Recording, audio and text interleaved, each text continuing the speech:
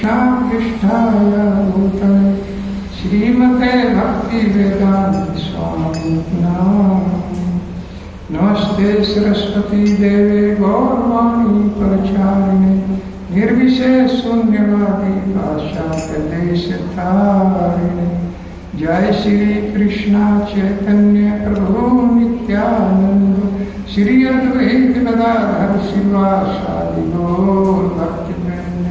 हरे कृष्णा कृष्णा कृष्णा हरे हरे हरे राम राम राम हरे हरे हरे कृष्णा कृष्णा कृष्णा हरे हरे हरे राम राम राम हरे हरे हरे कृष्णा कृष्णा कृष्णा हरे हरे हरे राम राम राम हरे हरे।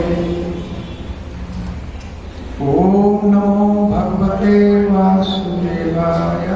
ओम नमो भगवते वासुदेवाय। ओम नमो भगवते वासुदेवाय।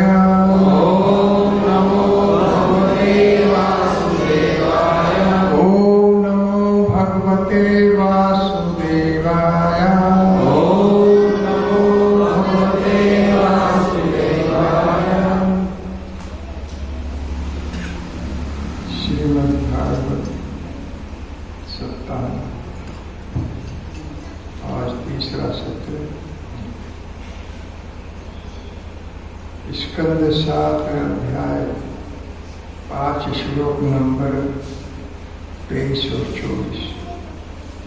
श्री प्रहलाद उवाच श्रवणं कीर्तनं विष्णो स्मरणं पादसेवनम् अर्चनं वन्दनं दास्यं साख्यम् आत्मनिवेदनम् इति पुंसार्पिता विष्णु भक्तिर्चेष्णवलक्षणा किर्येत भगवते अद्धा तन्मन्ये तमुत्तमम्। तो कल का सत्र आप लोगों ने श्रवण किया था कि प्रहलाद महाराज को उसके जो गुरु थे संग और मर्क वो ले गए बात में अपनी पाठशाला में और बड़े प्रेम से पूछा कि हे वत्स आप बताइए कि जो बात हमने आपको नहीं पढ़ाई है वो आप कैसे नक्शों के सामने बोल रहे हैं। वत्स प्रहलाद भद्रम ते सत्यम कथम मानुष बाला नाति तस्तभ्य मतिर विपरीत। आप ये बुद्धि जो है विपरीत कैसे हो गई। हमने तो कोई ऐसी बात नहीं पढ़ाई जो आप हिरण्यशिव के सामने बोल रहे हैं। कहाँ से इसको सीखा। वत्स प्रहलाद भद्रम ते सत्यम कथम मानुष। आप सत्य बोलना झूठ मत बोलना क्योंकि हमने ये बात नहीं पढ़ाई है। और इससे पहले छद्म भेष में हिरण्यकशिपु ने सब प्रयास किया था कि पाठशाला के चारों तरफ को अपनी पुलिस अपने सेवक उसने लगा दिए थे कि कोई भी विष्णु का जो भक्त है वो यहाँ पर ना आ पाए। जरूर इसको कोई विष्णु का आदमी आता है, विष्णु का भक्त आता है जो प्रहलाद महाराज को सिखाता है। लेकिन संग और अमर्क ने कहा कि कोई ऐसी बात नहीं, हम कोई भी बाहर का व्यक्ति इसके पास नहीं आया है और हमने इसको ये नहीं पढ़ाया। वही बात पूछ रहे तो छद्म भेष धारण करके मैं ये बताया था कि जैसे भी हो भगवान का प्रचार करना चाहिए। भगवान भी भक्तों के लिए छद्म भेष धारण कर लेते हैं। जैसे बलि महाराज यज्ञ में गए और छद्म भेष धारण किया, उसकी सारी संपत्ति वो देवताओं के लिए हर दिया। यज्ञ में जाकर के छोटा सा बन करके गए थे और बलि महाराज का 3 पग भूमि मांगी थी और 3 पग लेकर के और 2 पग में ही सारी संपत्ति को हर लिया। तो इस तरह से भगवान भी भक्तों के लिए छद्म वेश धारण कर लेते हैं। ऐसे भक्त भी प्रचार के लिए, लोगों को भक्त बनाने के लिए, जैसे मैं बताया था कि हमारे जो आचार्य हैं गोस्वामी जी, आप देख रहे हैं पीछे स्वरूप है उनका, गोपाल कृष्ण महाराज जी पूज्यपाद, वो दुबई वगैरह देशों में प्रचार करते थे।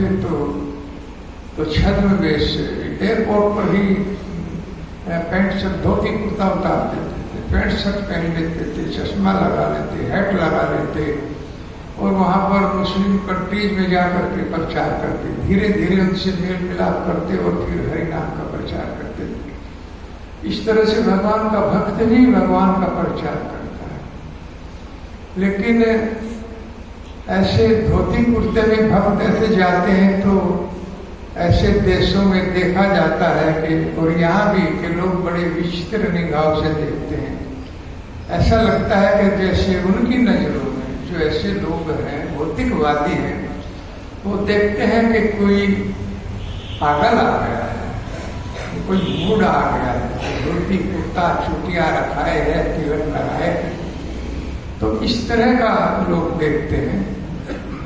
प्रभुपाद जी विदेश में गए 70 साल की आयु में प्रचार करने के लिए, अमेरिका में उतरे और अमेरिका में जाकर के उन्होंने प्रचार किया, समझौता किया कि जो लोग हैप्पी थे, नशेड़ी थी, उनको भी कृष्ण प्रसाद खिला करके भगवान के नाम पर लगा दिया, उनको भी हिप्पी से हैप्पी बना दिया। अर्थात भगवान का भक्त सदैव जीवों का कल्याण करता है।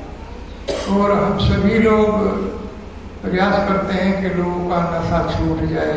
हम लोग बीड़ी सिगरेट किसी प्रकार का नशा, भक्ति में अवैध है और मांसाहार, परिस्त्री गौन और धूर्त क्रीड़ा, जुआ, ताश वगैरह भक्त लोग नहीं खेलते हैं। तो इस तरह से भगवान का भक्त तो है, इसके साथ साथ वो समाज सुधारक भी है और वो देश सुधारक भी है। इसलिए सारा ही वो कल्याण का कार्य करता है। लेकिन प्रभुपाद जी जब धोती कुर्ता पहन करके अमेरिका में उतरे, प्रचार शुरू किया, तो लोग उनको इसी नजर से देखते थे कि कहाँ से ये बूढ़ा धोती कुर्ता पहन करके आया। और उनको कहा कि यहाँ धोती कुर्ता चलने वाला नहीं है। बूढ़े बूढ़े लोग, बूढ़ी बूढ़ी माताएं स्कर्ट और हाफ पैंट पहनती है विदेशों में, तो यहाँ ये चलने वाला नहीं है, आपको भी यहाँ पर पैंट शर्ट पहनना पड़ेगा। लेकिन प्रभुपाद जी इतने दृढ़ थे, उन्होंने कहा कि मैं आप जैसा बनने के लिए यहाँ नहीं आया, आप लोगों को अपने जैसा बनाने के लिए आया। और ये करके दिखाया प्रभुपाद जी। अंग्रेजों को भी धोती कुर्ता पहना दिया और महिलाओं को साड़ी पहना दी, जो स्कर्ट पहनती थी। आज वृंदावन में आप लोग देखिए, जब माताएं नृत्य करती हैं तो सर से पल्लू नहीं सकता है। अंग्रेज जो माताएं हैं उनके सर से पल्लू नीचे नहीं आता है, कोई उनका फोटो नहीं ले सकता है। भगवान को अपना चेहरा दिखाना चाहती है और भगवान का चेहरा देखना चाहती है। इतनी दृढ़ भक्ति में वो लोग हो गए। ये प्रभुपाद जी की कृपा के ऊपर। हम लोगों को तो लोग पागल समझते हैं जब धोती कुर्ते में चलते हैं, लेकिन वास्तव में वो पागल नहीं है, वो भगवान का भक्त है। वो देश का सुधार करता है, समाज का सुधार करता है, अपना सुधार करता है। एक बार मैं भी वृंदावन में निमाई प्रभु जी के साथ में गया था, 8-10 साल हो गए। तो हम लोग धोती कुर्ता पहने हुए थे, तो प्रभु जी रेलवे में थे, तो उनका तो स्टाफ था और वो ऑफिसर है रेलवे में। तो हम लोगों को टिकट तो लेना नहीं था। हम मथुरा से गाड़ी आई और दौड़ करके एक जो कंपार्टमेंट था एसी, दोनों धोती कुर्ते में हम थे। तो जब अंदर गए तो टीटी आया और कहा गए नीचे उतरिए, आप इसमें क्यों चढ़ गए? पर मुझे निकाल का अपना आइडेंटिटी कार्ड दिखाया, उसको देख करके उसको कहने लगा, अरे सर आपने क्या ये पागलों जैसा वेश बना रखा है। यही शब्द थे उसके टीटी। निमाई प्रभु से बोले कि सर, क्योंकि उनका भी अफसर था, निमाई प्रभु इंजीनियर थे बहुत बड़े रेलवे में, तो टीटी के मुंह से निकला जब आई कार्ड देखा, अरे ये तो रेलवे के अफसर है, तो कहा सर ये क्या आपने वेश बना रखा, पागलों जैसा आपने वेश बना है। यानी आप जो है पैंट शर्ट में हेड वगैरह लगा करके रहते हैं, तो भक्तों को भी बहुत बहुत प्रॉब्लम हो जाती है। फिर उसने हमें चेयर दी और सब कुछ सुविधा से आ गई। तो कहीं कहीं बहुत बड़ी कठिनाई होती है। प्रभुपाद जी ने बहुत कुछ सहा है, बहुत कष्ट सहे हैं प्रचार के लिए। वृंदावन में जाकर के, वृंदावन से जाकर डेली दिल्ली में प्रचार करते थे। बैक टू गुड हेड पत्रिका जिसकी कीमत कुल 6 पैसे थी, उसको बेचते थे और कहते थे कि इस पत्रिका को आप लीजिए, शादी आपके जीवन को बदल दे। लेकिन उनको लोग मूर्ख समझते थे। कहते थे कि क्या आपने भगवान को देखा है, क्योंकि पत्रिका नाम था भगवत दर्शन। तो क्या आपने भगवान को देखा? ये मूर्खतापूर्ण प्रश्न लोग करते हैं। ऐसे प्रश्न नहीं करने चाहिए, इनका कोई जवाब ही नहीं। तो प्रभुपाद जी प्रचार करते, एक बार गाय ने उठा के पटक दिया, बेहोश पड़े रहे, धूम में जलते रहे, कोई उठाने वाला नहीं। प्रभुपाद जी को भी लगा, अरे मैंने इस जीवन में क्यों अपना घर छोड़ दिया, इतना कष्ट मिल रहा है। लेकिन दृढ़ रहे और जब अमेरिका में जाकर प्रचार किया और सफलता मिलती चली गई, तो तब प्रभुपाद जी ने कहा, मेरे उन कष्टों का फल अब मेरा भगवान मुझे देगा। अगर कृष्ण के लिए कष्ट सहोगे तो निश्चित रूप से उसका बहुत बड़ा फल मिलेगा। कभी विचलित नहीं होना। भक्ति में भी बहुत बड़े बड़े कष्ट आते हैं, ऐसे नहीं भजन होता है। लोग उपवास करते हैं, मजाक लेते हैं, सब सहन करना पड़ता। तो इस तरह से हम लोगों को भक्ति भजन में दृढ़ रहना है। तो हिरण्यकशिपु जब दृढ़ रहे प्रहलाद महाराज, किसी भी प्रकार से वो नहीं विचलित हुए, तो हिरण्यकशिपु ने कहा अपने संग और अमरज से कि इसको ले जाओ पाठशाला, और पाठशाला में ठीक ठीक इसको शिक्षा दो, पॉलिटिकल साइंस पढ़ाओ, धर्म अर्थ काम पढ़ाओ, कोई विष्णु का भक्त ना पाए। तो वहां पर जाकर के उन्होंने ये पूछा कि जब हम नहीं पढ़ा रहे आपको ये सब्जेक्ट, तो आपने ये सब्जेक्ट कहाँ से पढ़ा? और पाठशाला में ले गए। प्रहलाद महाराज कुछ बोले नहीं है, ना उन्होंने कुछ बताया। साल हो गया, 2 साल हो गया। उसके बाद जब ये लगा, क्योंकि बुद्धिमान इतने थे प्रहलाद महाराज के टीचर, जो भी कुछ पूछते थे वही बता दो, तो समझ गए कि अब ठीक हो गया है। तो लेकर के हिरण्यकशिपु के पास गए। फिर दोबारा हिरण्यकशिपु को प्रणाम किया प्रहलाद महाराज ने, चरण स्पर्श किए अपने पिता के, और चरण स्पर्श करने के बाद में हिरण्यकशिपु का भी प्रेम उमड़ पड़ा अपने पिता के प्रति। गोद में उठा दिया, सिर सूंघा, प्रेम से बोले, बेटा बस, अपने हृदय से लगा दिया। आंसू क्यों निकल आए? क्योंकि प्रहलाद महाराज के हृदय में भगवान बैठे हुए, भगवान बैठे हुए थे। और जिसके हृदय में भगवान बैठे हुए होंगे, उसको आलिंगन आप करेंगे तो निश्चित रूप से हृदय भी गदगद हो जाएगा, शरीर संकलित हो जाएगा, इस तरह से आनंद में डूब जाएगा शरीर। तो इस तरह से हिरण्यकशिपु के आंखों से अश्रुपात होने लगा। प्रहलाद महाराज के सिर को खो दिया रोते रोते कि बेटा तो बहुत पढ़ाई कर लिया है, अब की बार जो सीखा है पाठशाला में अपने गुरुओं से वो मुझको सुनाओ, और वो सुनाओ जो तुम्हें सबसे प्रिय है, जो सब्जेक्ट तुम्हारा प्रिय है। तो प्रहलाद, श्री प्रहलाद वाचन, श्री प्रहलाद बोल रहे हैं, श्रवणम कीर्तनम विष्णु स्मरणम पाद सेवनम अर्चनम वंदनम दास्यम साख्यम आत्मनिवेदनम। पिताजी मैंने सीखा है कि भगवान का श्रवण, उन्हीं का कीर्तन, विष्णु का स्मरण, पाद सेवन, अर्थात नवधा भक्ति मैंने सीखी। मैंने 9 प्रकार की भक्ति जो ग्रंथों में बताई है वो मैंने सीखा। इति पुंसाम अर्पिता विष्णु भक्ति 9 लक्षण, ये भक्ति के 9 लक्षण है। और किरियेत भगवत आध्यात्म मन्य अति उत्तम, ये सर्वश्रेष्ठ विषय है, ये मैंने सीखा है। और प्रत्येक जीव को इसी को अपनाना चाहिए, मेरा यह भाव है। और जैसे ये सुना, हिरण्यकशिपु का शरीर क्रोध में कांपने लगा कि और भी अधिक भक्ति बढ़ गई है विष्णु के प्रति, और वहीं से उसको पटक दिया। तो श्रवण कीर्तनम विष्णु, यहां हमें समझना चाहिए कि केवल श्रवण और कीर्तन विष्णु का होता है और किसी का नहीं। किसी देवता का श्रवण कीर्तन नहीं होता है, न किसी देवता की भक्ति होती है। देवताओं की उपासना हो सकती है लेकिन भक्ति नहीं होती है। केचिद केवलिया भक्तिया वासुदेव परायणा, केवल भक्ति किसकी होती है? वासुदेव परायण। वासुदेव को, देव के परायण होने को, कृष्ण के परायण होने को भक्ति कहते हैं। केचिद शब्द आया है, अर्थात इसको कुछ ही लोग धारण कर पाएंगे, सब नहीं कर सकते। अर्थात कोई इसकी पूजा करेगा, कोई उसकी पूजा करेगा, कोई इस देवता की, कोई उस देवता की, इधर उधर लोग चले जाएंगे। अर्जुन ने ये प्रश्न पूछा है भगवान से भगवद गीता में, प्रभु लोग देवताओं की पूजा कर रहे हैं, आपकी तो पूजा बहुत कम लोग करें। कांक्षत कर्मण और सिद्धि यजंते ये देवता क्षिप्रम ही मानो से लोगे सिद्धिर भक्ति कर्म या। भगवान कहते हैं सकाम कर्मी लोग होंगे, फल की इच्छा हृदय में बनी रहेगी तो देवताओं की शरण चले जाए। और ऐसी बात नहीं, देवताओं से उनको फल मिलेगा भी, लेकिन फल ऐसा मिलेगा जो क्षणिक होगा, शाश्वत नहीं होगा।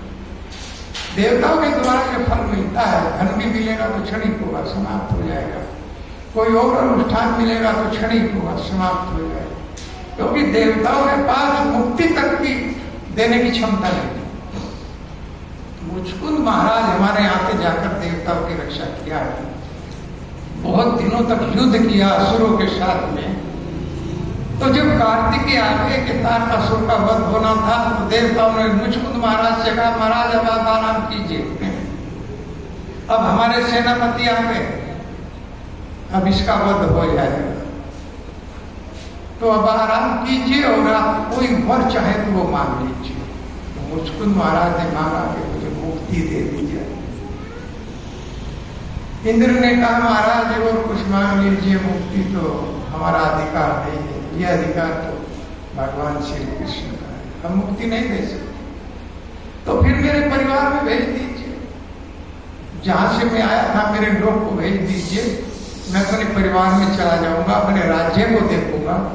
कि महाराज वहां भी सब समाप्त हो गया, क्योंकि स्वर्ग लोक का 1 दिन और वहां के 6 महीने 1 दिन में समाप्त हो जाते हैं। इस तरह से वहां तो बहुत युग बीत गए हैं, आपके परिवार का कोई भी नहीं बचा है। अब देवता लोग परिवार से नहीं मिला सकते, देवता लोग मुक्ति नहीं दे सकते, तो कहा फिर मैं आराम करना चाहता हूँ। हाँ ठीक है, निद्रा ऐसी दे देंगे कि आपको कोई जगाएगा तो वो भस्म हो जाएगा। वही मुचकुंद महाराज ने काल यवन का वध किया था, आंखों से जलाकर भस्म कर दिया था। तो इस तरह से देवता लोगों के पास वो वस्तु नहीं, और देवता लोग बहुत अधिक हम लोगों को उनका करना पड़ेगा उपासना। भक्ति तो है ही नहीं, उपासना करनी पड़ेगी, और तब जाकर कितनी बड़ी उपासना करनी पड़ेगी। जैसे फुटबॉल की जो गेंद होता है इतना बड़ा, इतनी भक्ति करनी पड़ेगी, वो फल कितना देंगे? एक सरसों के दाने के बराबर। बहुत बड़ी उनकी उपासना करनी पड़ती है और बहुत छोटा वो फल देते हैं। भगवान की उपासना अगर एक सरसों के दाने के बराबर आप कर दें तो फुटबॉल के समान फल देते हैं भगवान कृष्ण, इतना फल देते हैं। नेहा भी परम नाशोस्ति परत्वायु ने विद्यते सब अल्पम अपयस्य धर्मस्य करायते महतो भया। अर्जुन, मेरी तरफ बढ़ने में कोई हानि नहीं है, मेरी तरफ बढ़ने में कोई हानि ह्रास नहीं है, लाभ ही लाभ। एक बार हरे कृष्ण बोलोगे तो उसका लाभ निश्चित हो गया, वो मिलेगा। कभी मिले तो मेरी तरफ थोड़ा सा भी आप बढ़ोगे तो उसका करायते में तो बहुत बड़ा लाभ भगवान देते हैं। क्या कहते हैं कि महान भय से भी मैं मुक्त कर देता हूं जो मेरी तरफ थोड़ा सा भी बढ़ता है, थोड़ा सा मेरा भजन कर लेता है। और कभी कभी तो ये थोड़ा सा भजन बहुत 100% लाभ दे देता है, 100%। ऐसा कोई देवता नहीं दे सकता। उदाहरण है अजामिल। अजामिल ने केवल 3 बार भगवान का नाम नहीं लिया, नाम आभास किया। जैसे मैं कल बता रहा था कि नाम आभास से मुक्ति मिल जाती है। नाम अपराध से सुख दुख प्राप्त होता है और शुद्ध नाम से कृष्ण प्रेम प्राप्त हो जाता है। तो नाम आभास किया था, क्यों? अपने पुत्र को बुलाया था, भगवान को नहीं पुकारा। उसके पुत्र का नाम था नारायण। नारायण को पुकारा, उसी से मुक्ति। भगवान इतने दिया। क्या भगवान जानते नहीं कि अपने पुत्र को बुला रहा है? लेकिन भगवान ने कहा नहीं, मेरा नाम बुला रहा है। क्यों? वो कल्याण करना चाहते हैं, वो तो तैयार है, हर समय आपके पीछे पीछे तैयार है। भजन करने वाले के साथ हर वक्त भगवान रहते हैं कि पता नहीं कब क्या मांगे। कोई मांग लेगा तो देह के पीछे छुटा लेगा, लेकिन कोई नहीं मांगेगा तो उसके साथ साथ रहेगा। इसलिए भगवान से कभी मांगना नहीं चाहिए, क्योंकि वो तो बिना मांगे बहुत हो देते रहते। सुंदर शरीर हमको दिया जिसमें हम भजन कर सकते हैं। कितना कीमती है, कितनी कीमती वस्तु हमको दिया। देखिए किस तरह के पशु पक्षी आप देखते हैं, बेचारे किस तरह रहते हैं। कोई आसरा नहीं है, कुछ नहीं है, खाना पीना कैसा कैसा खाना पीना है उनका, है इस तरह से। और इसके बाद वो सबसे बड़ी बात है, वो भजन नहीं कर पाते। आप लोग तो भजन, हम लोग भजन कर सकते हैं इस सुंदर शरीर के द्वारा। तो श्रवणम कीर्तनम विष्णु, केवल श्रवण और कीर्तन भगवान का होता है और इससे सारे देवता प्रसन्न। कोई भी ऐसा नहीं है जो प्रसन्न ना होता है। देवता लोग ये नहीं चाहते कि हमारा नाम ले, भगवान का नाम ना ले। और रावण को देखिए किस तरह से 10 सिर काट करके उन्होंने लंका प्राप्त की भगवान शिव से। 10 बार 10 सिर काट काट के चढ़ाता था, है? उसके बाद में देवता प्रसन्न हुए, भगवान शिव प्रसन्न हुए और मांगी लंका, सोने की लंका। उनको सिर कटा करके तब सोने की लंका मिली। और वही सोने की लंका विभीषण ने जब भगवान के राम के चरणों में सिर झुकाया, सिर झुकाने से वो लंकेश के तिलक कर दिया। सिर झुकाते ही कि हे लंकेश संबोधित किया, विभीषण नहीं कहा। तो समझ लिया कि अब लंका का राजा विभीषण। तो वो जो 10 सिर कटाने से लंका मिली थी, भगवान के चरणों में एक बार सिर झुकाने से विभीषण प्राप्त हो गई। इसलिए कृष्णाय नौनंती एच्छिर एकदापि तानान अधम सतो असत विष्णु प्रत्या। विष्णु के विरुद्ध असत कर्म नहीं करना चाहिए। जिन्होंने एक बार भी विष्णु के कृष्ण के चरणों में सर नहीं झुकाया, हे यम के दूतों, उनको पकड़ करके लाओ। जिह्वा ने भक्ति भगवत गुण नाम ध्येयम चेतश्च न स्मृति तच्चरणारविंदम कृष्णाय नौनंती अच्छी। जिसने जिह्वा से भगवान के नाम को नहीं गाया, जिसने भगवान का चिंतन स्मरण नहीं किया मन से, और जिसने भगवान के चरणों में सर नहीं झुकाया, उसको आप लोग पकड़ के नरकों में ले जाइए। ऐसे लोगों को पकड़िए, इन भक्तों को मत पकड़िए। इनको पकड़ने का अधिकार आपका नहीं है। देवी ने दंडम रंती यदमिशान शात बनती उर्गाव। यमराज जी कहते हैं कि कृष्ण भक्तों को पकड़ने का अधिकार, दंड देने का अधिकार मेरे पास नहीं है। देवी ने दंडम अरंती, मैं शिव के हूं ही नहीं कि भगवान के भक्तों को मैं दंड दे सकूं। क्यों? क्योंकि वो सदैव उर्गावाद भगवान के नाम को गले से गाते रहते। हरे कृष्णा कृष्णा कृष्णा हरे हरे, हरे राम राम राम हरे हरे। तो श्रवण के कौन आचार्य है? श्रवण में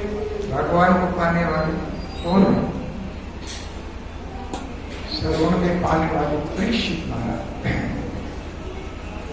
7 दिन के अंदर श्रवण के द्वारा भगवान को पा लिया परीक्षित महाराज। इसलिए श्रवण के आचार्य परीक्षित महाराज हैं। और श्रवण की तो ऐसी विधि है, आप लोग सब श्रवण कर रहे हैं, लेकिन श्रवण इसी तरह से करना चाहिए। हरि बोल है माता जी, मैं इधर बता रहा हूं, ये बातें तो आप घर में कर लो। तो मेरा भी डिस्टर्ब होता है। और मैंने क्या क्या कहा, मैंने श्रवण के बारे में क्या बताया, बताओ कौन है आचार्य श्रवण के? कुछ नहीं पता। अगर आप सुनती तो आपको मालूम होता। इसलिए मैं बीच बीच में प्रश्न भी पूछूंगा, ध्यान से कथा सुनिए। इसीलिए तो श्रोता, एक सोने वाले को भी श्रोता कहा गया है। तो ये कथा तो कोई ऐसी कथा नहीं है, तत्व ज्ञान की कथा है, कोई कहानी में नहीं सुना। इसलिए ध्यान पूर्वक सुनिए। श्रवण के आचार्य हैं परीक्षित महाराज, जिन्होंने 7 दिन कथा सुनी और 7 दिन में पार हो गई। आप लोग भी कथा सुन रहे हैं, ध्यान से कथा सुनिए, क्योंकि ये सबसे पहली विधि है श्रवण की। और श्रवण के बिना हम आगे नहीं बढ़ सकते। श्रवण करना पड़ेगा, सुनना पड़ेगा। तो श्रवण 7 दिन के अंदर किस तरह से सुना? परीक्षित महाराज ने, सुखदेव महाराज ने कहा, जब 2 दिन हो गए, 3 दिन हो गए कि महाराज लगातार कथा चल रही है, अब आप थोड़ा कुछ खा पी लीजिए, फल वगैरह, पानी पी लीजिए, जल पी लीजिए। परीक्षित महाराज ने कहा, नहीं महाराज, मैं तो अमृत पी रहा हूं, मुझे पानी की प्यास नहीं है, मुझे भूख नहीं है। क्यों? क्योंकि मैं अमृत को पी रहा हूं, और ऐसा अमृत पी रहा हूं जो देवताओं के पास अमृत है, वो भी इसके सामने नहीं है। देवता लोग आए थे, सुखदेव महाराज ने वापस कर दिया था। ये कथा अमृत जो है वो नहीं मिलता। ये कथा का अमृत जो है देवताओं को भी प्राप्त नहीं है, जो हम और आप लोगों को मिलता है। तो परीक्षित महाराज ने कहा, निरंतर आप कथा कहिए, मुझे कोई प्यास नहीं है, कोई भूख नहीं है, और निरंतर कथा सुनते रहे। तब कथा अमृतम तप्त जीवनम कवि भिरीडितम कल्मषापहम् सर्वण मंगलम श्रीमदात्मनम् भुवि गृह्णन्ति जना तप्त जीव तब कथामृतम तप्त जीवनम कविभिरीडितम कल्मषापहम् श्रवणमङ्गलम् श्रीमदाततं भुवि गृह्णन्ति ते भूरिदा जना। गोपी गीत का इसलिए तब कथा मर्तम, हे कृष्ण, जब आप यहां से गए तो हमारा तो प्राण निकल गया था।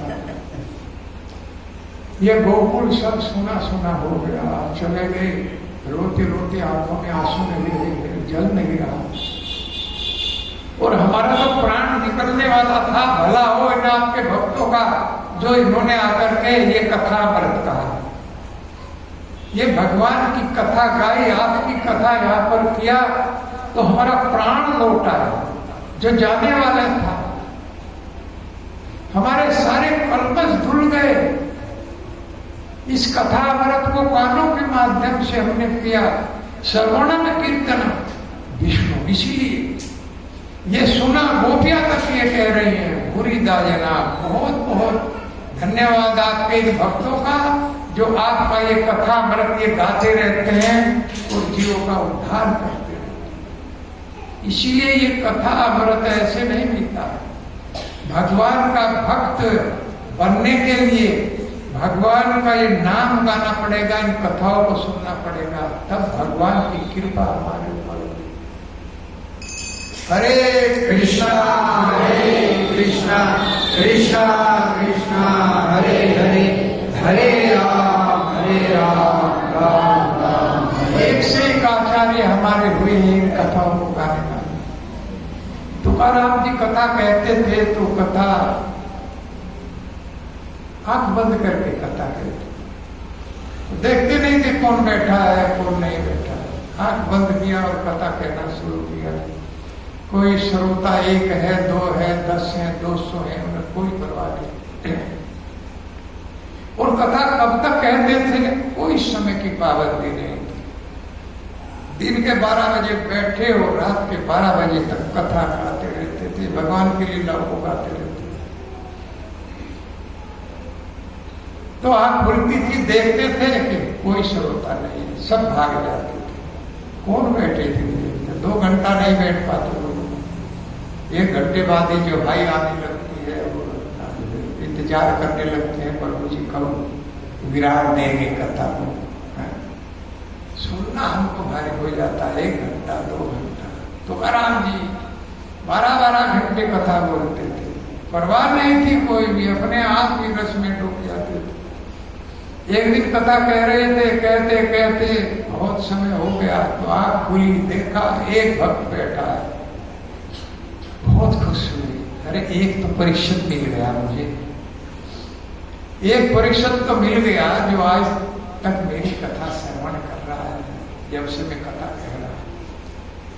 पूछा तुकाराम जी ने, क्यों कथा कैसी लगी है? कि महाराज जी कथा की बात तो छोड़िए, मैं तो इसलिए बैठा हूं कि जिस कंबल पर आप बैठे हो मेरा है। आप इससे खड़े हो रहे, कंबल मुझे दो, मैं अपने घर से। अरे एक परिषद मिला था, वो भी कंबल के लिए बैठा हुआ है। तो इस तरह से वास्तव में हम लोग कथा को इतने ध्यान से नहीं सुनते हैं, घर इधर उधर की सोचते रहते।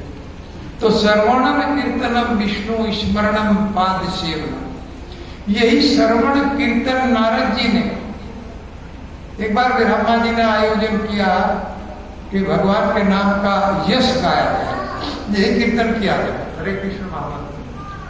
तो सारे देवता इकट्ठे हो गए, भगवान शिव, भगवान ब्रह्मा और गंधर्व चारण सब एकत्र हो गए देवता लोग। तो क्योंकि इसका नाम था उपबरहण, ये गंधर्व था, पहले जन्म में नारद जी गंधर्व थे, बहुत सुंदर गाते थे। तो जो सुंदर गाता है उसी को लोग अक्सर बुलाते हैं। वो तो सपना चौधरी बहुत अधिक पैसे लेती है, नहीं तो यहाँ के लोग बुला लेते हैं कि बहुत सुंदर गाते हैं। तो सुंदर गाने वाले को लोग बुलाते हैं। तो इसीलिए देवताओं ने सबने आयोजन किया, ये उपबरहण गंधर्व के द्वारा भगवान का कीर्तन किया जाए। और गंधर्व आया और आकर के अप्सराओं को लाया और लिपट लिपट के और देवताओं का कीर्तन गाने लगा। ओम नमः शिवाय, ओम नमः शिवाय, ओम ब्रह्मा शिवाय, ओम ब्रह्मा शिव, इस तरह से उन लोग गाने लगे।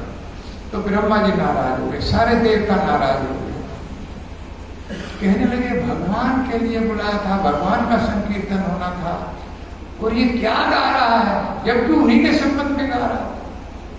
उन्होंने साथ दे दिया कि तुम मृत्यु लोक में जाओ और दासी के यहाँ जन्म लो। तो बहुत विनय किया, हाथ जोड़ के, और मुझे गलती हो गई, उनके माफ कर दीजिए कि साथ तो वापस नहीं होगा, लेकिन तुम्हारा यही से कल्याण हो जाएगा, ये वरदान दे दिया। तो नारद जी एक दासी के पुत्र बने।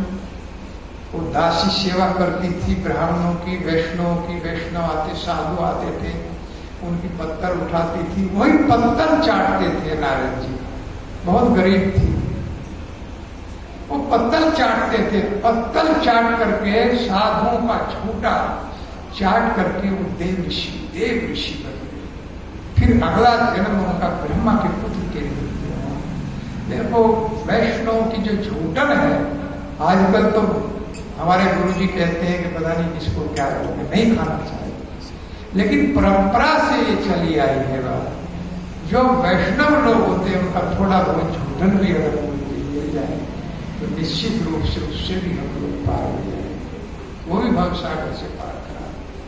तो दासी पुत्र के रूप में आए और वैष्णव की झूठन चक करके कहा चले गए? देव ऋषि के पद पर पहुंच गए नारद जी।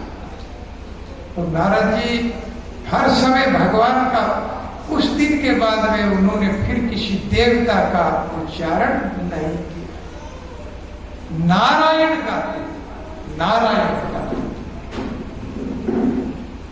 भगवान का ही नाम उन्होंने गाया है, फिर किसी देवता का नाम नहीं गाया। और हम लोग हैं कि इसका भी नाम उसका भी नाम। अरे भगवान के नाम से सारे देवता प्रसन्न होते हैं। ते देव सिद्ध परिगीत पवित्र गाते, ते देव आपति भूतादि किन्नाम पितरनाम न किंकरो नायम ऋणी चराज सर्वात्मनः ये शरणम शरण्यम गतो मुकुंदम परिहर्त करतम।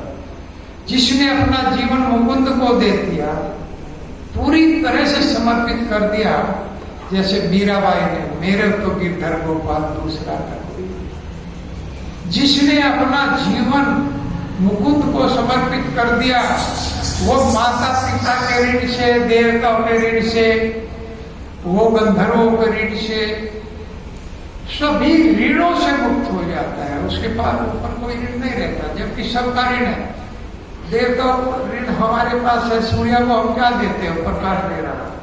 यहाँ तो हम जो है विद्युत जलाते हैं तो बिल आ जाता है, पानी खर्च करते हैं तो उसका बिल आ जाता है, सरकार को तो बिल देना पड़ता है। तो भगवान सब कुछ हमको दे रहे हैं, ऑक्सीजन दे रहे हैं, क्या कुछ बिल देते हैं हम लोग भगवान को? क्या देते हैं? कोरोना में एक सिलेंडर 50-50 हजार का नहीं मिला ऑक्सीजन का, जो 2-2 हजार में मिलता था। तो भगवान तो फ्री दे रहे हैं, कुछ ले नहीं रहे, उसके बाद भी हम भगवान का भजन नहीं करते। कितनी कीमती वस्तु दे रहे हैं। ऑक्सीजन समाप्त हो जाए तो आदमी खत्म हो जाए, सूर्य का प्रकाश ना हो तो आदमी खत्म, जीवन खत्म, सब समाप्त हो जाए। चंद्रमा का शीतलता ना हो तो सब समाप्त हो जाए। ये सब कुछ हमारे जीवन के लिए तो भगवान हमको दे रहे हैं, उसका तो कुछ कर्ज चुकाना चाहिए, और उसके कर्ज चुकाने के लिए हमें उनका भजन करना चाहिए। और उनका भजन भी उन्हें आवश्यकता नहीं है, हमें ही आवश्यकता है। हमें उनका नाम लेने की आवश्यकता है, हमें उनका कीर्तन करने की आवश्यकता है। भगवान नहीं कहते कि मेरा तुम भजन करो, कीर्तन करो, वो कहते हैं तो हमारे लिए कहते हैं, उसमें हमारा ही लाभ है। तो श्रवणम कीर्तन विष्णु स्मरण पादसेव। तो सर्व कीर्तन के आचार्य, कीर्तन के आचार्य सुखदेव गोस्वामी। सुखदेव गोस्वामी ने जो कथा किया है वो कीर्तन के आचार्य है। कीर्तन 3 प्रकार का होता है। एक तो भगवान का जप हम लोग करते हैं, वो भी कीर्तन है, और एक में हम कथा गा रहा हूं, ये भी कीर्तन है, और तीसरा हम लोग संकीर्तन करते हैं, सब मिलकर के जब गाते हैं उसको कहते हैं संकीर्तन। तो ये भी कीर्तन है। तो कीर्तन में सुखदेव महाराज आचार्य हुए हैं, और स्मरण में प्रहलाद महाराज ही आचार्य हुए हैं, जिनकी कथा चल रही है। वो सदैव भगवान का स्मरण चिंतन करते थे, गाते रहते थे, रोते रहते थे, हर समय मन, लोग कहते हैं कि मन नहीं लगता। अरे प्रहलाद महाराज का मन हटता नहीं था, कितना प्रयास किया लेकिन मन हटता नहीं था। जब प्रैक्टिस हो जाएगी ना आप लोगों को, जब 5 साल 10, हम लोगों को 30 साल हो गए, अब हम लोगों का मन हटता नहीं है भजन में से। हम लोग जब सुबह मॉर्निंग में कर लेते हैं, 2 घंटे हम लोगों को लेते हैं, बड़ा आनंद के साथ। और आदत पड़ गई है, एक हैबिट, अच्छी हैबिट डाल दी है। ऐसी आदत आपको पड़ जाएगी कि आप नाम के बिना फिर पहले नाम फिर और काम, और हम भगवान के नाम पर रहेंगे तो भगवान हमारे काम पर आ जाएंगे। आया भी नन्ना जाट के काम पर, कितनों के काम पर आए, बहुत उदाहरण है। अगर हम भगवान के नाम पर और भगवान हमारे काम पर, लेकिन निश्चित रूप से दृढ़ होकर के भजन करना पड़ेगा। हरे कृष्णा कृष्णा कृष्णा हरे हरे, हरे राम राम राम हरे। और पाद सेवन आ गया है स्मरण में। प्रहलाद महाराज को पाद सेवन में अर्थात चरणों की सेवा, चरणों की सेवा में लक्ष्मी जी आचार्य बनी है भगवान की, हर समय भगवान के चरणों में सेवा करती रहती है। और लक्ष्मी जी को अगर चाहते हैं हम लोग तो भगवान का भजन करना पड़ेगा, उनके पति का भजन करना पड़ेगा। और जहां भगवान होंगे वहां लक्ष्मी अपने आप आ जाएगी। इसलिए देखिए, भक्तों को देखिए, उनके पास कोई कमी नहीं है, जबकि उनके पास है क्या? आपको है क्या कहते हैं? महाराज कहते हैं लोग, जबकि क्या है उनके पास? कुछ भी नहीं। सुखदेव गोस्वामी के पास क्या था? एक कॉपी भी नहीं थी, बिल्कुल ना, कुछ भी नहीं था। सुखदेव गोस्वामी, हमारे रूप सनातन भट्ट रखना, जीव गोपाल दास रखना, षड गोस्वामी, इनके पास क्या था? एक लंगोटी और एक कॉपी रखा था, बस। ये जबकि बहुत बड़े पद से प्रधानमंत्री रहे थे, लेकिन रिजाइन कर दिया। भगवान चैतन्य महाप्रभु के संपर्क में आकर भक्ति भजन मिला। तो ऑटोमेटिकली अगर हम भगवान का भजन करेंगे तो लक्ष्मी तो अपने आप आ जाएगी। तो लक्ष्मी, सुनीति महारानी कहती है ध्रुव महाराज से, बेटा तुम्हारा दुख कोई इस जगत में काट नहीं सकता जो तुम्हें ये दुख हुआ।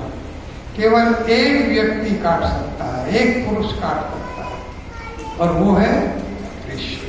नान्यन तव पद्म पलाश लोचना दुख छिंदन्ति मर्यामी कश्चन। कोई देवता नहीं काट सकता, क्योंकि देवता लोग भी लक्ष्मी के पीछे भागते हैं, वे नहीं काट सकते। और इस जगत का जीव तो देखे किस तरह से धन के पीछे भाग रहा है, कहीं से भी धन प्राप्त हो, कैसे भी। न्याय तो धर्म न्याय से हो गया, अन्याय से किसी भी प्रकार से धन आना चाहिए, इसमें हम लगे हुए हैं। भगवान के भजन में लगेंगे तो लक्ष्मी अपने आप आएगी, उसके लिए प्रयास नहीं करना पड़ेगा। जब लक्ष्मी जी प्रकट हुई, यो मृगते हस्तग्रहित पद्मा सिरिया इतरे अंग विमरग के मान्या। अरे वो लक्ष्मी जी हाथ में कमल दल की माला लेके कृष्ण को ढूंढ रही है कि कहाँ है कृष्ण, कहाँ है कृष्ण। हाथ में कमल की माला लिए हुए जब प्रकट हुई समुद्र मंथन में से, तो उनके साथ 16,000 अप्सराएं प्रकट हुई थी, और ये भगवान को ढूंढ रही थी। और उनके पीछे सारे देवता, सारे ऋषि, सारे असुर सब चाह रहे थे कि लक्ष्मी हमको अपना ले, हमको अपना ले, लेकिन वो भगवान को ढूंढ रहे थे। और जब देखा कि एक पेड़ के नीचे भगवान लेटे हुए हैं, वहीं गई और वरमाला उनके गले में डाल दी। असुरों ने थोड़े थोड़े सबने पूछा कि इसमें क्या नजर आया है जो आप इसके गले में वरमाला डाली। एक से एक देवता, एक से एक ऋषि, एक से एक महान बलशाली योद्धा असुर यहाँ पर हैं, आपने इसमें क्या देखा है? कि इसमें मैंने देखा है कि ये मेरे पीछे नहीं भाग रहा है, और सब मेरे पीछे भाग रहे हैं, इसीलिए ये मैंने देखा है कि ये मेरे पीछे नहीं भाग रहा है, इसीलिए मैंने इसके गले में माला डाली। और 16,000 जो अप्सराएं थी वो भी कृष्ण का वर्ण करना चाहती थी उसी समय में, लेकिन उनसे त्रुटि हुई। नारद जी मिल गए, वो घूमती फिर रही थी। जब भगवान नहीं मिले तो नारद जी से कहा, हे नारद, कृष्ण कहाँ मिलेंगे? ये बोलने का जो तरीका है ना भक्तों के साथ में, ऐसे नहीं बोलना चाहिए, प्रभु जी बोलना चाहिए। कभी किसी भक्त का उपहास नहीं करना चाहिए, मजाक नहीं करना चाहिए। नारद जी नाराज हो गए तो नारद जी ने तुरंत साथ दे दिया कि तुम 16,000 जब तुम अप्सराएं बनी फिरती हो, तुम्हें नरकासुर की कैद में रहना पड़ेगा। और उसके बाद में भी नरकासुर की कैद में चली गई। भगवान से प्रार्थना की, तब भगवान ने उन लोगों को नरकासुर का वध करके छुड़ाया। तो वे 16,108 भगवान की पत्नियां हो गई। क्यों? वो कहने लगे कि हमको कौन अपनाएगा, हम इस राक्षस की कैद में हैं, हमें कोई अपनाएगा नहीं। इसलिए हे प्रभु, आप तो इतने दयालु हैं, आप ही कृपा कीजिए। तो भगवान तो पूजा को भी अपना लेते हैं। हम तो सुंदरता देखते हैं, भगवान सुंदरता भी भगवान देखते हैं भक्ति। जाति पाति कुल धर्म बढ़ाई, जाति पाति कुल धर्म बढ़ाई,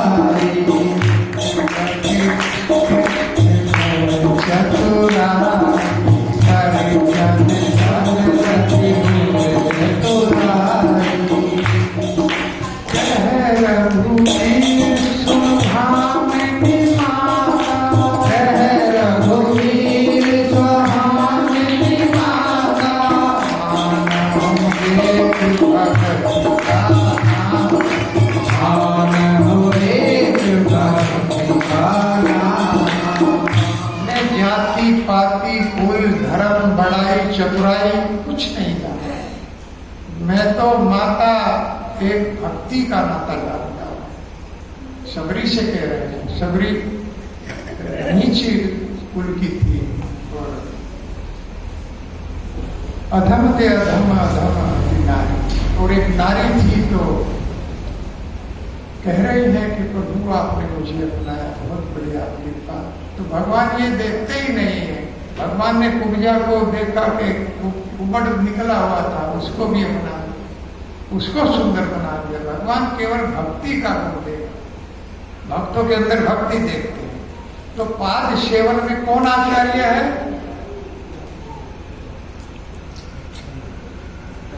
लक्ष्मी जी।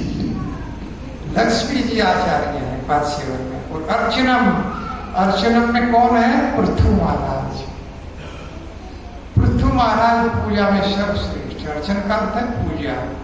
जिस विधि से पूजा करते थे, आज तक उस विधि से पूजा नहीं हुआ। पृथु महाराज जो भगवान का ईश्वांश है, पृथु महाराज। और अंग महाराज के पुत्र थे बैन। अंग महाराज भी भक्त थे, तो उनका पुत्र हुआ बैन।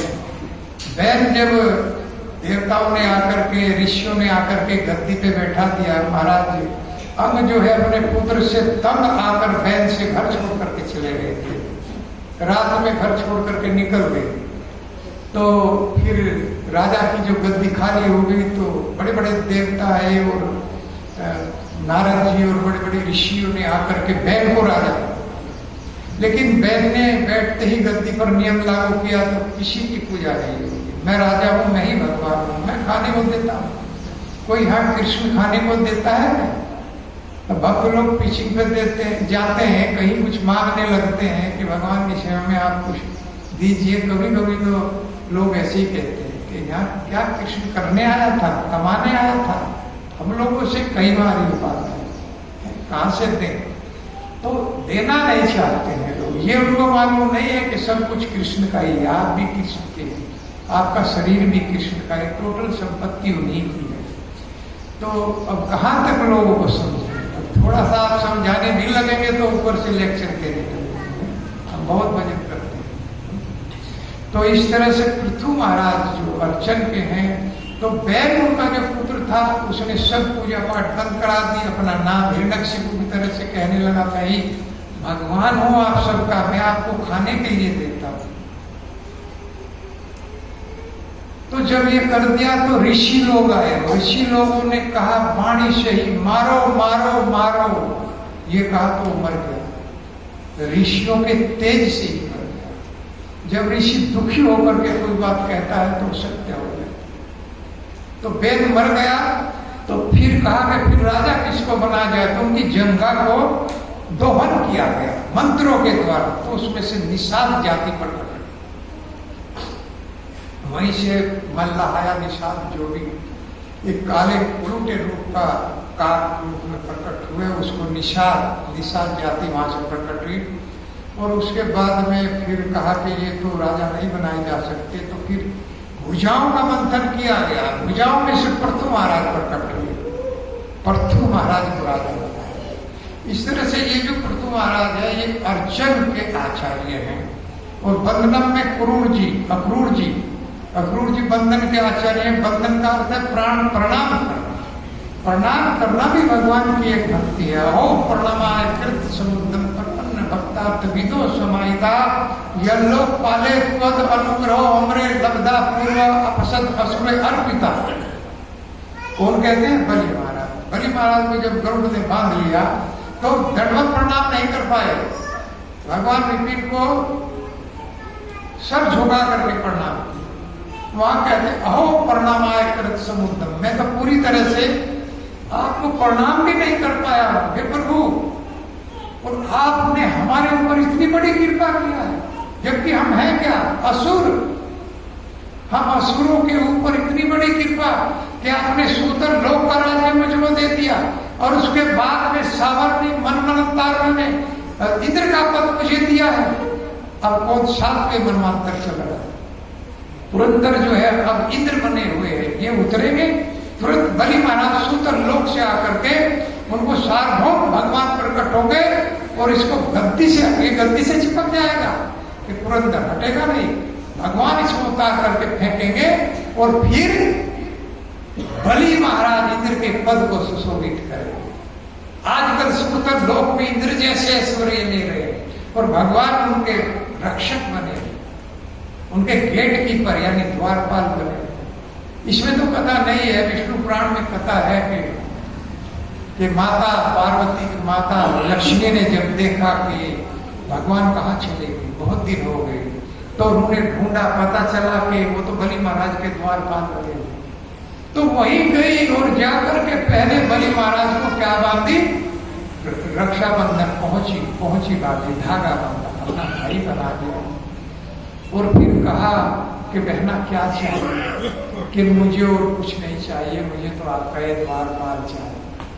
ये द्वारपाल मुझे दे दीजिए। इस रक्षा बंधन में आप मुझे द्वारपाल, वहीं से रक्षा बंधन की नीति।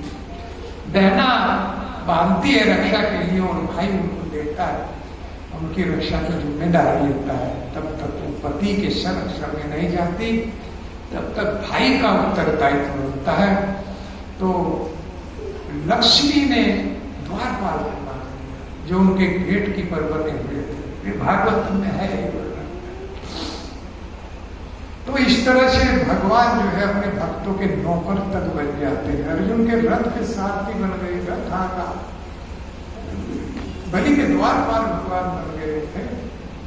और केवट का तो देखिए किस तरह से। केवट ने कहा कि ना, मैं नहीं बैठाऊंगा, आप इसको धोइए। चरण को धोना पड़ेगा क्योंकि आपके चरण जादूगर हैं। एक तो पत्थर को टच किया और जो बिस्तरी बन गया, कहीं लाना उद्धार हो गया। और वो सुन लिया था कि पत्थर से टच होकर पत्थर में से एक स्त्री प्रकट हो गई। तो उसने कहा प्रभु आप अपने चरण रज को धोइए, क्योंकि वो तो पत्थर है और मेरी तो लकड़ी की नाव, और लकड़ी तो बहुत जल्दी स्त्री में प्रकट हो जाएगी। जब पत्थर ही प्रकट हो गया स्त्री में, तो ये इसकी क्या औकात है लकड़ी की, ये तो बनी जाएगी। और मेरे से तो एक ही स्त्री का भरण पोषण नहीं हो रहा है, फिर 2 हो जाएंगी तो मेरा काम कैसे चलेगा? रज आपकी धोनी पड़ेगी, आपका चरण कमल धोना पड़ेगा। इस तरह से कह रहे हैं कि आपका ये चरण बहाना बना करके धो रहे हैं। और कठौती लाया और चरण धोने लगा।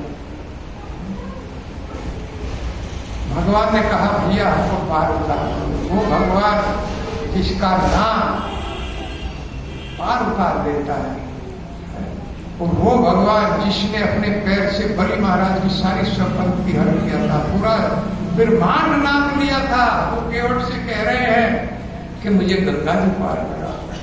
अपने भक्त के ऊपर कृपा करने के लिए ही तो कह रहे हैं।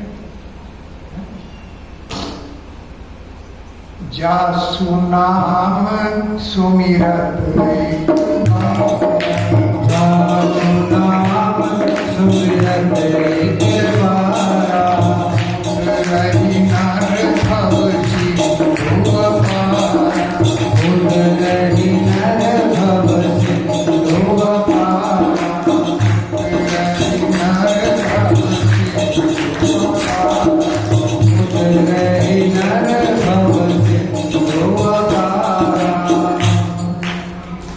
सुदूर केवट ही मोहर जिमी जग किए तिहु पग होता छोड़। केवट को बुलाया, उस भगवान ने जिनके 3 पग के लिए पूरा ब्रह्मांड कम पड़ गया था, वो केवट से कह रहे हैं कि मुझे गंगा जी पार करा दो, कृपा करने के लिए है। और जब गंगा जी पार हो गई तो केवट भगवान ने माता से कहा, सीता जी से कुछ इसको उतराई दो। वो अपनी अंगूठी निकाल करके दे दी, और तो कुछ था नहीं। तब केवट कहते हैं, प्रभु आज मुझे वो मिल गया जो आज तक नहीं मिला। ये मजदूरी तो मैं बहुत दिन से कर रहा हूं, बहुत लोगों को मैंने पार उतारा है, बहुत बड़ी बड़ी मजदूरी मैंने दी है, लेकिन आज जो मजदूरी बिना मांगे मुझे मिल गई, ऐसी मजदूरी मुझे आज तक नहीं मिली। आज नाथ मोह कहान पावा, आज नाथ मोह कहान पावा, ये दोष दुखदारी बतावा, ये दोष दुखदारी बतावा। बहुत काल में की मजूरी, बहुत काल में दीनी मजूरी, आज नाथ विधि पर भरी भूरी, आज रात की भूरी। आज नाथ विधि बनी भरी भूरी। मजदूरी तो आज ही हुई है, आज ही मिले मजदूरी मिली है, वो भी बिना मांगे। ये मजदूरी हम सबको भी बिना मांगे मिल सकती है, मांगने की आवश्यकता नहीं है। केवट को तो दे रहे थे फिर भी नहीं लिया। कहते हैं प्रभु मुझे तो बिना मांगे मिल गया, जितने भी कलमश थे, जितने भी दोष थे हृदय में, आज सब धुल गए, और बिना मांगे मुझे बहुत कुछ मिल गया। आज तक ऐसी मजदूरी मुझे नहीं मिली।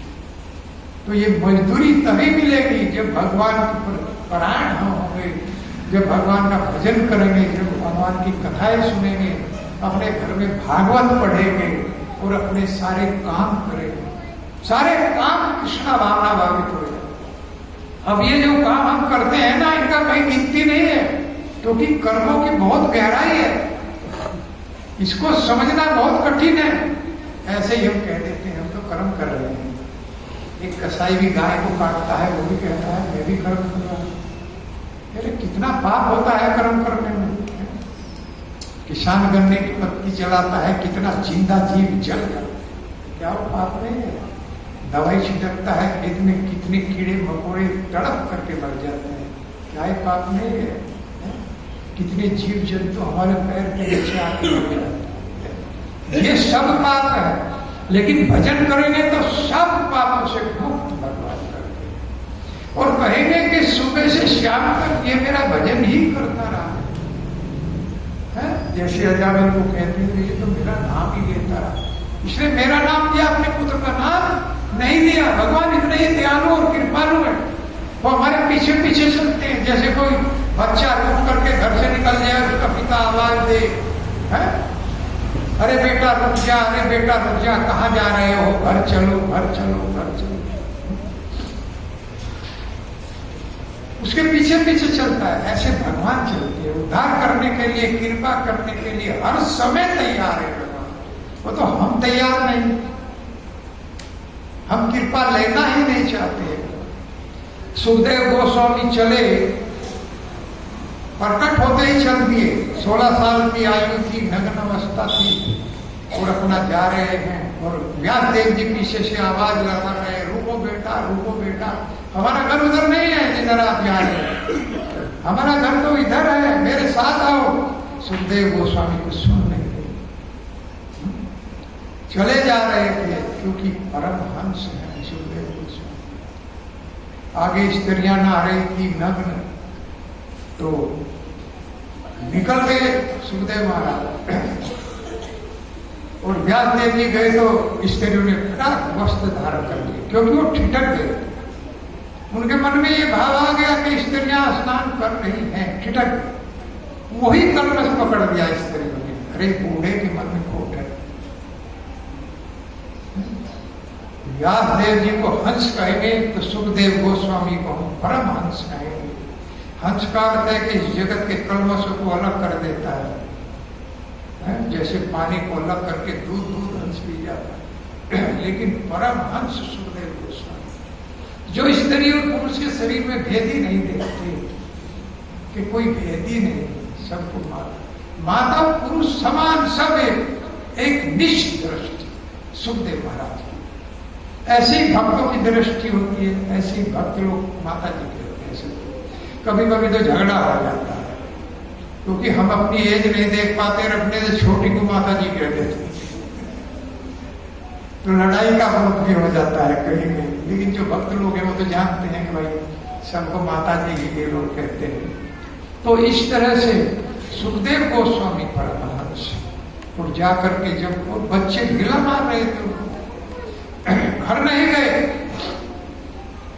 लेकिन जैसे ही कुछ ग्वालों को श्लोक, भागवत का श्लोक दे करके सिखा करके भेजा व्यासदेव जी ने, जैसे ही वो श्लोक, एक श्लोक में भगवान की सुंदरता का वर्णन है और एक श्लोक में हो बकी तम मस्तन्यम कूट काला, कि उस बकी अर्थात उस पूतना को भी जो अपने स्तनों पर कालकूट नामक विष लगा करके और मारने के उद्देश्य से आई थी भगवान को, उसको भी भगवान ने उसका स्तन पान करके उसको भी माता यशोदा जैसा स्थान वैकुंठ में दे दिया।